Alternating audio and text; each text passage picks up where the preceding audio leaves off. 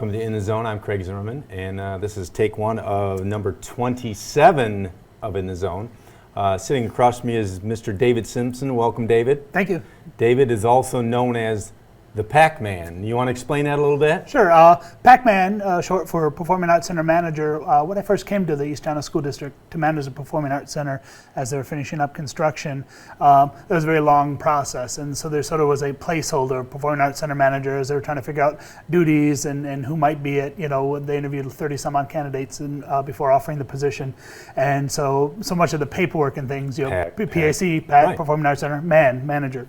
And so it just sort of, evolved into that, So over the years, I've had Pac-Man coffee mugs and with a video game character and that kind of stuff. My original desktop when technology set up my computer had the Pac-Man screensaver back in the days of screensavers, Yes. so affectionately known as Pac-Man. So nowadays you're walking downtown Marine City or St. Clair, someone will yell and Yeah. So we're talking before we got started here, and it's crazy to think how long you've been here in East China School District. It's been how many years? I'm coming up on my 19-year anniversary early this fall, and it's just incredible to think that the PAC as a building has been open 18 and a half of those years, because in many respects it seems like just yesterday. And a lot of conversations with individuals, they're like, oh, well, just a few years ago. I'm like, no, it's really interesting now that I have former students. So in our first handful of years, students that were in our high school programs. Right. We just had a youth theater camp that two of those individuals had their elementary school children in it, and that is crazy. That was a bit of a I don't like to think I'm that old yet, but it's a really neat thing. We had that youth theater camp that we just finished. You had a student there that mom was in a community theater, so grandma of the child that was in community theater was in the youth theater camp. So her mom was a theater and band student, and grandma was a part of St. Clair Theater Guild. So you're talking 3 generations on the stage, and that's what's so neat, I think, about the facility is that you're making those family memories, those community memories, and that was a kind of a bit of a moment for me. I'm like, that's kind of what it's all about right there, and it was neat. Now, your life in the PAC Center is different, and a lot of people don't see it because it's not out it's not the football stadium where everybody's there. But what I find interesting is that we as a Marine City or a St. Clair, we're a community of different sports and different things going on. And my son and daughter were involved in a couple productions years ago. And when I went there for the first time, which was probably about 18 years ago, it opened my eyes to the standpoint of how many kids are involved in the programs, from not just the cast that they're shown on Channel 6 or wherever they're you're seeing a production, but all the helping hands. Yeah, it's pretty interesting. If we do a musical, you have a pit band, the crew backstage, you have the cast on stage. Oftentimes that's at least 80 students involved in that, and most people don't know. And I always said, my position specifically, but just in general, backstage or in any production, if you're doing your job right, a lot of times you don't know. You don't see what you're doing. That's part of the magic. So if we're supporting, a facility and a program right, it's the students that shine and their achievement. And that's the best outcome I can always gauge. Sure. So yeah, it's really even if you just think of band groups, oftentimes at a concert you might see symphonic band or something one at a time, and a lot of times they'll play combined numbers. But if you just look at the entire band, or a band on the marching field, it's when you really put it together, that can be a lot of students. Same with combined choirs and that kind of thing. It's when you present them as a group. In context, it's amazing how many students are involved in that. Oh, sure. It's a wonderful thing. When you look at football, basketball, baseball, all the volleyball, all the different softball, all the different sports, and then you put band, and then you put the theater production, I would guess to say that the numbers probably get into the maybe high 80 or 90% of the total school population when you consider all that. I would think so, and the longer I've been in education, the more I really decided that those tend to be the defining experiences for a student. I've always said, no matter what it is, if it's a sport, arts groups, community service group, a student needs something to latch on to, and that's where they're developing a lot of their memories and tend to find their mentors or just the thing that helped them find their peer group and that kind of stuff. So in addition to developing skills and talents, that's equally as important. And I'm just so thankful that our area values all those things, and really encourages those. Even as we have declining enrollment, and we tend to see more people moving out of some communities. It's wonderful that communities are doubling down and investing and finding that those are important and supporting. The turnout at football games and basketball games are still tremendous. The turnout of our productions are wonderful. It's just great. Yeah, and you've got 2 dedicated programs, whether it's St. Clair High School or Marine City High School, from the standpoint of the consistency of those educators. Absolutely, yeah, and that's what it's all about. That's the one neat thing about the Performing Arts Center that I've always appreciated. You have 2 wonderful communities in Marine City and St. Clair and surrounding townships, but that's something that's been unique about the Performing Arts Center is that, much like the stadium, that's where everyone comes together. And it's really neat, much like a game at the stadium. You celebrate some rivalries maybe at the stadium, but then, you come together and watch. It's fun to watch on a Saturday night during a play that, the other high school is showing up. So you have a bunch of St. Clair coats, varsity jackets, and vice versa for, when St. Clair has a performance, Marine City folks. It was wonderfully supportive, and it's fun. The peer groups are all like commingled now. It's really, really neat. And so, roughly speaking, what is your first engagement of the fall season in general, date-wise? When we come back, we do some of the staff training, sometimes a welcome back meeting, those types of things. But usually, the bigger kickoff is one of our theater productions, one of the fall plays for Marine City or St. Clair. This year, it's going to be Marine City High School. They're doing a production of Winnie the Pooh. So. And do you alternate dates, or do they pretty much stay the same?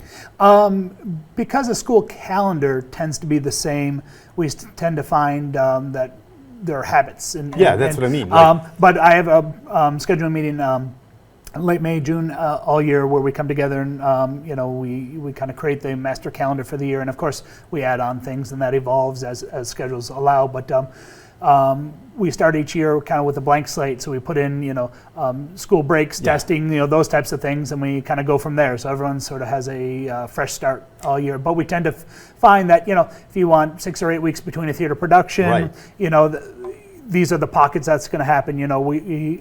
We share a parking lot and that kind of stuff with the stadium, so certain things can't happen on Friday night. So we can't have a rehearsal. We can have a rehearsal, but not a performance. Those types of things. And by the time you sort of step that back, things tend to fall into different pockets every year. But we, the best we can, we start with kind of a clean slate each year, so we can, change some things up. So certain years when we're trying different things, like this year, we're starting a little bit earlier because we know we want a little bit of space elsewhere in the year. So kids are coming back a little bit before school and that kind of stuff, just to give us that flexibility in other parts of the year. Now, for our viewers that may not have any clue or may not know how many events you have per year, I think they'll be astounded at the number that you tell me of how many events are held in the Pac Center. So we've been averaging for a long time about 250 events a year. Last year was about 260. That includes rehearsals, performances. Mostly performances are like final tech rehearsals, those types of things. So very, very busy. We're unique in that we support 2 high schools, and typically someone in our position are attached to a school and they support 1 school. So we're very different. Lance Cruise Schools has that model, and there's very few others that I can see. I know the folks that run that space, and we exchange ideas and concepts of like what works for you, because we both find ourselves very, very busy, which is a great problem to have. Wonderful problem. So now if somebody comes to you, say in August or something, and wants to look at a date to do something, are there many openings at all? There are. We tend to fill in as we go. I like to try and reach out to everyone when we do our scheduling in the spring, so people can, when they hit summer break, district staff at least have an idea what next year works. So if some folks want to work on some things, over the summer, they have that opportunity. And if nothing else, when school starts, we sort of know how everything's going to be connected together. And of course, just like anybody else, we respond with changes as needed and juggle that. But there's certainly availability in the calendar year, but I have certain months that there's not a day available, including weekends. I know in talking to Paul Dingaman here at Channel 6, because he's covering a lot of it, is that, for example, when we do basketball games in early December, Paul will say to me that's not going to be viewed for another week or 2 because we've got band performances for the holiday concerts and stuff like that. So, there's a lot of stuff going on that people don't have an idea of, how quickly it fills up. Yeah, very, very, very quickly. And we've always been really appreciative of our partnership with CTV. And yeah, we find out like pockets of the year, December, Right. Certainly the awards in May and June and that kind of stuff. Yeah, CTV staff is there just as much as we're there at night there. And that's, it's a great thing. And I always appreciate the partnership with CTV because that enables us to share with those outside of our community. Yeah. People, families are very, very busy. Grandparents that might live in Yep. Florida or out of state. Or a somewhere. family that's very, very busy that, some folks work nights and or there's multiple, students in a home and, sometimes you got to make that other event and can't. Right. And so we're always appreciative that is an option. And for those that are actually in the production too, that's a common thing people don't think about. It's totally different than what a student or a performer can learn watching a performance. Yeah, because and they're in the middle of critiquing it, Yeah. and when they're not on, they might be in the back, and they're not seeing what you see from the front. Exactly, or they're in the headspace of I'm a performer, I'm in the moment, and Right. that kind of stuff. And that's why usually we will record a concert, and then one of the classroom periods after following up with a concert, they review that, and you can kind of break that down. And these are great moments. These are some things. Did you notice that? Or hey, that finally came together, and it's just that's some real great learning that can happen right there and reflection, and that's how you grow. Sure. Now with a facility that's say 18 and a half years old, obviously you have some things that, and we didn't talk about this earlier, but you have things that are wearing out probably. Oh, very much so. If you think just like anything Curtains. else, curtains, things like that. A lot of technology is involved in. If you think of your phone or your laptop or something like that. 18-year-old. No one owns an 18-year-old laptop. Right. We still have one of our lighting computers that is running on Windows XP. It is the original lighting computer. Our program that we run lighting on is literally from the 90s. It's the only version. Right. To make that leap as another platform is pricey. We are extremely fortunate to be getting some dollars from the bond program that will start on this fall to do a refresh for things like curtains and rigging. Sure. So things you're not the general public won't be able to see, Right. but it's not curtains for your house. Theatrical curtains serve an acoustic purpose. They also mask off stage and those types of things. So we have our smaller curtains are 20 feet by 20 feet. And we and what would yeah. one of those cost? Just shooting from the hip.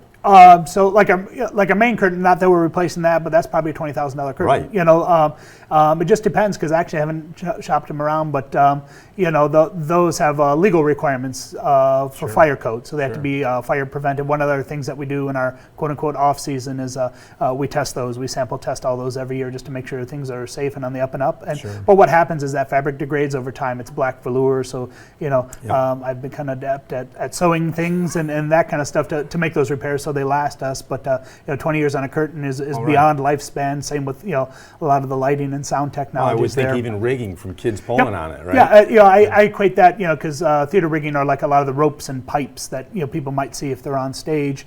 I equate those with brakes in your car. They're wonderful, but that is a wearable product, just like ropes and those types of things are, and the locks that hold them and everything. And we do a wonderful job about maintaining that and getting great lifespan out of there. But a 20-year-old, what they call purchase lines, the physical rope that you pull, those have a lifespan, and we're right about there. So very fortunate for the bond program that the district has passed that we'll be able to replace the parts that are needed for that.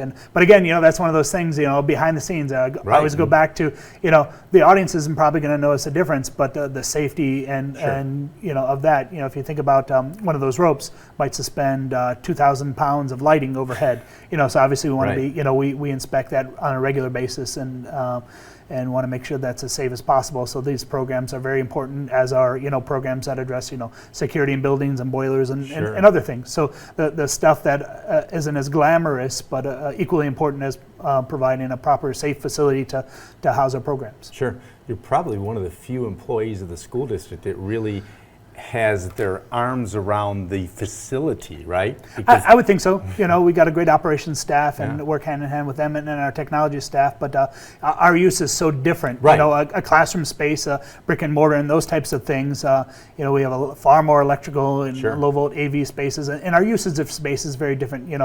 the Pac seats 636 on a sold-out night, Right. and so that's a lot different than a school day that has a self-contained student body every day. Right. We open a large part of the public on a regular basis, Sure. and we run a scene shop in the back. So operating in a shop environment obviously has its safety concerns and those types of things. So it's very different than any other facility in the district, and we want to make sure that we go about that in a safe way and are supporting that the best way possible. It's also so different when you think, I never thought about this till just now, but when you think about the process of what's going on, okay, whether it's a banquet for the basketball team or a theater production, it's different than the classroom. If something doesn't work in the classroom, the teacher can say, hold on a minute, we'll get this, or they may call technology. But if you're waiting for the curtain to go up and the curtain doesn't go up, or your music doesn't go on, It's always the ticking timeline. Right. People say 5 seconds is a long time when there's nothing going on. It seems like an eternity, especially Right. when you're the person waiting on stage, and that goes back to the importance of making sure that the technology is supported, and we've prepped things appropriately, Sure. and we have well-trained students and staff there to make sure all that goes, Yeah. so the students can shine, so the programs don't have to worry about those things. Oh, what if? It's a trust issue. You don't have a microphone that works once, and then the next 5 times someone goes up there, Right. they're a little gun shy about, is that Yeah. going to work? And then that affects, they're having to focus on that as opposed to what they're there to do. Sure. And so many little things like that. But Oh, again, yeah. if we're doing that right, they don't have to worry about that. And then they're having more fun doing what they're going to do. Sure. And staff can really focus on the educational aspects of bringing the production together when they don't have to worry about, oh gosh, that whole lighting thing's not working. Well, that's my job. That's what Sure. I'm there for. We're gonna take care of that for you. You can focus on this. So now when a theater production starts, are you up in the control room generally? No, well, one of the things we really pride ourselves on is how student run, especially Sure. theater productions are. So you'll find me in the lobby, or maybe if all things go great and everything started, watching on the monitor in my lobby and working ahead on the next event, because that's the only way to connect them, is you're always working ahead. Yeah. But by then we've had many rehearsals, and you've trained and given students the opportunity to fail and learn, but always just an arm's reach away if there ever is a catastrophic issue So that needs to jump in. But the students are up there running everything as much as possible. On a band concert, choir concert, those are a little bit different. Myself, our PAC technician, are running those events. I always equate that with IT support. We try to be as student run as possible, but those are one-off events. So a theater production, we have regular rehearsals, so when you can anticipate things. Where a choir concert, from a technical aspect, for us, it's on the fly. I may have had a 30-second rehearsal for part of a song to get a solo or something like that, Sure. but it involves more of a skill set. I equate it to you wouldn't turn over your entire network to a student who is just learning, because you have to respond in real time. Certainly there are students that you would ultimately do that with, with a proper support system and training, but on those one-off events where we're just connecting things, connecting all the events, and this, someone might show up, half hour before event and then add a bunch of things, Sure. so that wouldn't be fair to, put a student through that Right. in my mind. And So at any given event, we could find you just about anywhere on the premises, really? I would think Yeah. so. I like to, if everything's running right and our pre-show checks have went well and rehearsals have went well, we try to greet the audience. If something last minute, someone might grab me to go fix this, or we found that, being well prepared allows you to put out fires and Sure. deal with, last minute things that you can anticipate, and that's what we always try to do there as best as anyone can. As simple as making sure everything's working in the bathroom. Yep. Well, exactly, right? If you have a flood or something like that, we don't have custodial staff on Right. in the evening. Yeah, I've had again, you have to know your building, right? So Right. I've had turn off water to a whole lobby, which involves Sure. going up in the ceiling and that kind of stuff, or reset things, and Yep. I'm not beyond mopping and plunging myself if the need arises. Whatever That's it takes to get it going, right? Exactly, Okay. exactly. So Dave, we've talked a lot about the facility and what your job is. Where did it all start? Where were you born and raised? So from Macomb Township, Macomb Shelby Township, so graduate of Utica Community Schools, my entire academic career there. So a graduate of Eisenhower High School, Okay. and was active and very much in theater there. Won theater department award and all that kind of stuff. And the wonderful Betty DeWolf headed up the program there, and has always been a wonderful mentor to me. And I was always the super shy kid and that kind of stuff, and that's what I always gravitated towards. I played football for a little bit, and was academically involved, so NHS, volunteer organizations, those types of things. But theater is what I always gravitated towards, and had wonderful opportunities there. And then when I was finally sitting down and said, "Gosh, what if I have to work 45 years of my life, I might as well do something I'm really interested and passionate about." Sure. And so decided to pursue that, and have a degree in theater production and design from Oakland University, and work professionally as well. A lot of freelance work, as most people do with what I do. So when I went to Oakland University, I worked for the Macomb Center for the Performing Arts as well, which very, very busy facility. Yes. So that was a unique thing, and one of the better decisions in hindsight that I ever made was didn't get a whole lot of sleep in a college career, which most people do. So you're going to classes, taking a full load, graduated full years, but was also working full-time at a very busy performing arts center that brought in a lot of touring groups and those types of things. So I was immediately able to apply what I was learning, and that was something unique for me that I really appreciated in hindsight. Now, the Macomb Center for Performing Arts is on the corner of Garfield and M59, correct? Yep, on the campus of Macomb Community College Center campus. Now, roughly speaking, how many, what's the capacity of that? So they are, if I'm remembering back, I think they're about 1,800 seats. They have a full balcony, and they have different concerns. That monetarily they have to sell outsets, that kind of stuff.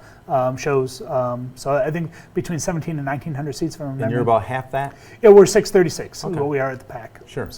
Okay. So tell me about your family: mother, father, siblings. Yeah. So everyone, we're all in Macomb Township. My dad's a retired machine builder. My mom was a homemaker, but always had a part-time job.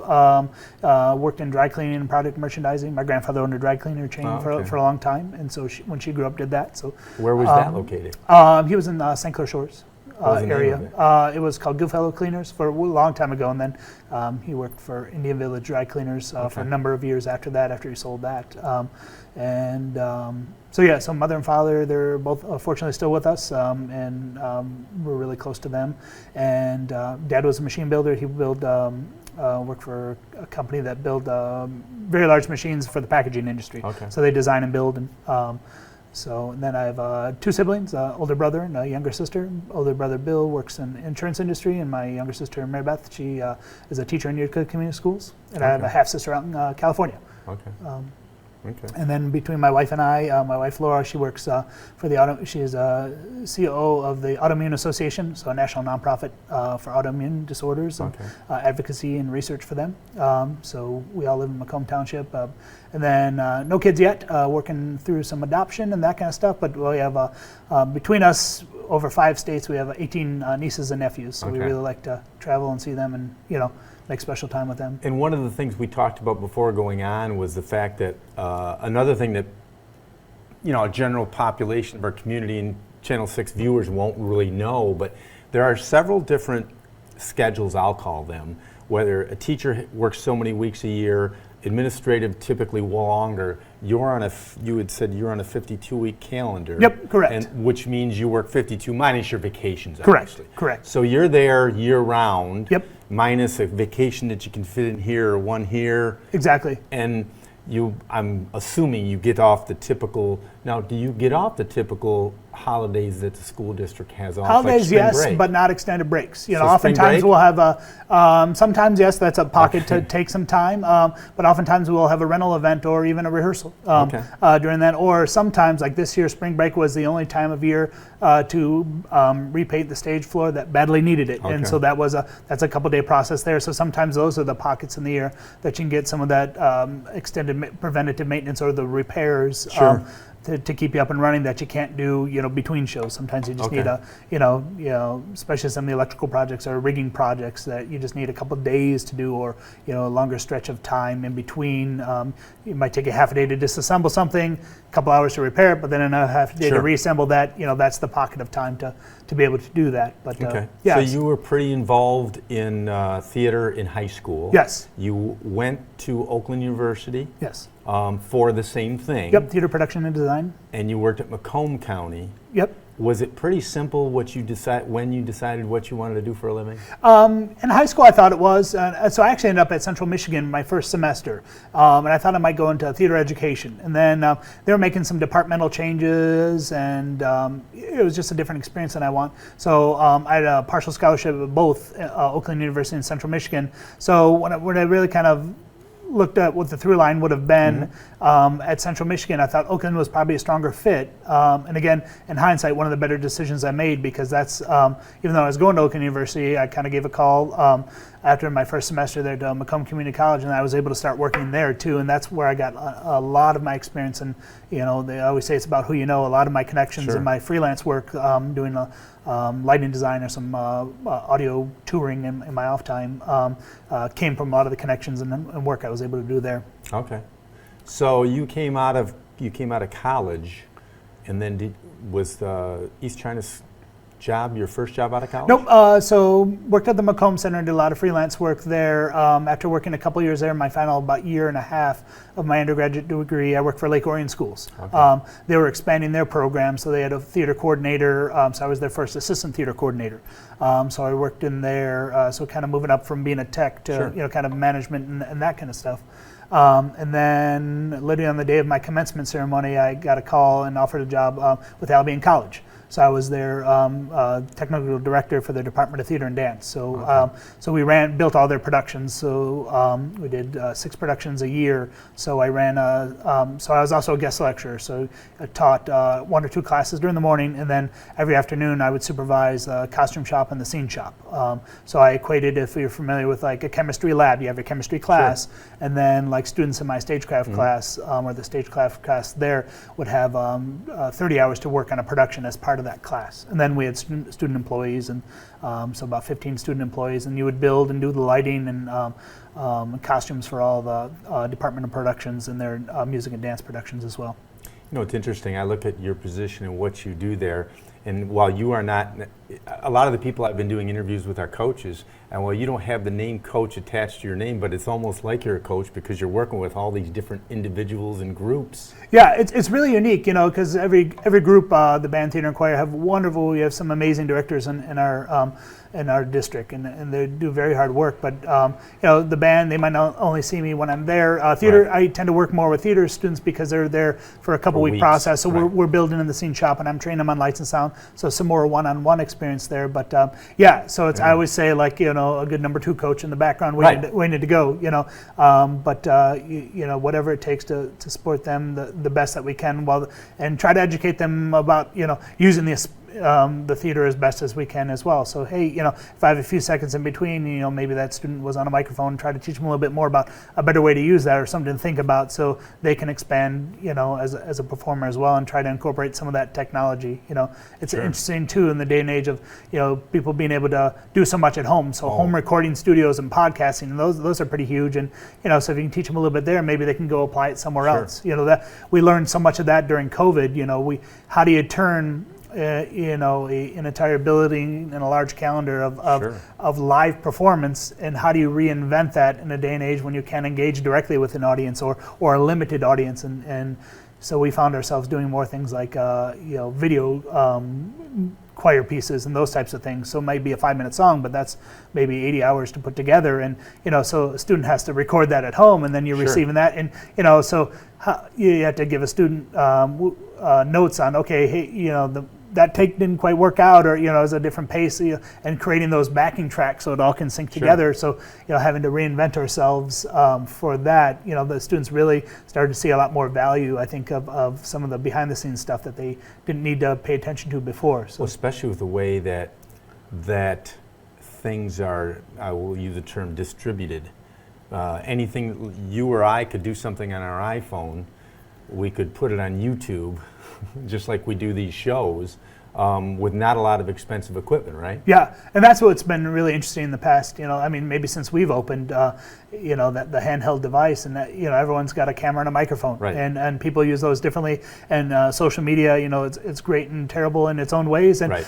but that's how people are communicating now. So it becomes important. And one of the things that even a lot of executives are saying, how to use digital content is an important resource and skill set for someone to learn. Right. So even if you're going into marketing or communications or something like that, or gosh, if we just think about what we've learned about remote work, right. That's video and audio that you have to worry about on some level, Sure. And the better you can use that, so people are buying the ring lights and little home kits, right. even for interviews, just because that's something that we had to learn, for a few years as a society, and it's so interesting, like so many crossovers of, Sure. and you never thought you'd have to worry about that at home, but gosh, here it is. Yeah. Technologies, yep. change. And we're growing and more reliant on that, so, the better we can use those tools, I think the better people are prepared, for the professional world or even and socially. Sure. So with all the changes going on around your building, you getting your parking back, or?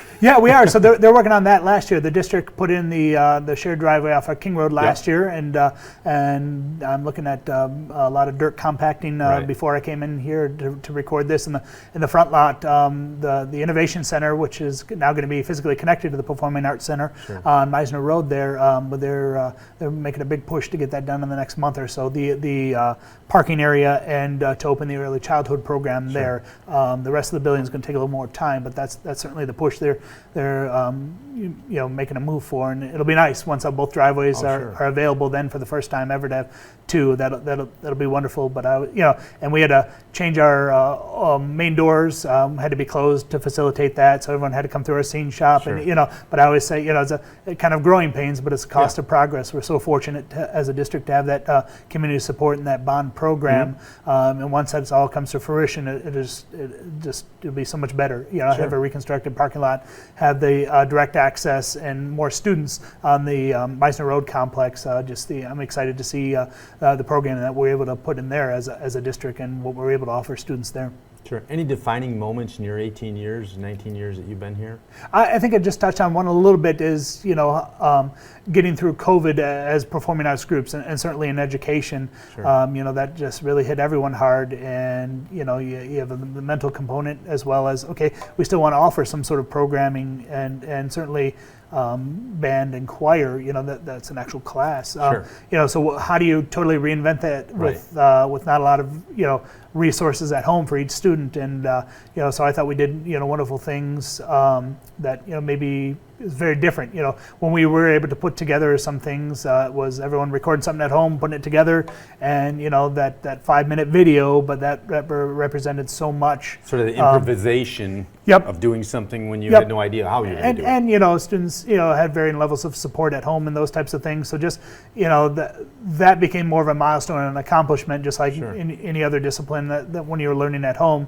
So one song was much more of an accomplishment than they're traditionally used to. And then when we were able to kind of come back in the facility and present things, we were able to present remotely via cameras and sure. and that kind of stuff, and share things streamed. So we had to learn, like, okay, lighting for the stage in person is one thing. When you're lighting it for a studio like this or an event at home, that's very different. So yes. That production process, we sort of had to reinvent that. And our schedules were a bit longer there too, because we were hoping to have fewer students in the facility, so you break up rehearsals a little bit differently. And, sure. So just I was really proud of what we were able to offer as a district in our programs for our students in a very important time, and to get in through that. And as we're ramping up to get back to whatever new normal is, and, right. so that's yet another change. And so I think we're fortunate to be getting on the flip side of that. So that was sure. quite a bit. So I'm really proud of how we're all able to come together as a community and as a district and staff to really make those opportunities, extend those to students in a difficult time. Sure, it's the new normal, or exactly. whatever that may yep. be. Yeah. Okay. Yeah, and we're still figuring that out. Sure. Appreciate you coming by Channel 6. We will look for you at the PAC Center coming up this fall. My pleasure. Thank you for having me. Have a great day. If you want anybody else to be on this show, my number should be there on the screen here pretty soon, 586-707-5811. Special thank you to Bruce Holliday in the booth. Paul Dingaman's off on vacation. We really shouldn't mention that, but by the time they see this, they'll at least want to know that Paul does take a vacation. So Bruce is taking care of it. Until next time, we will see you next time on In the Zone.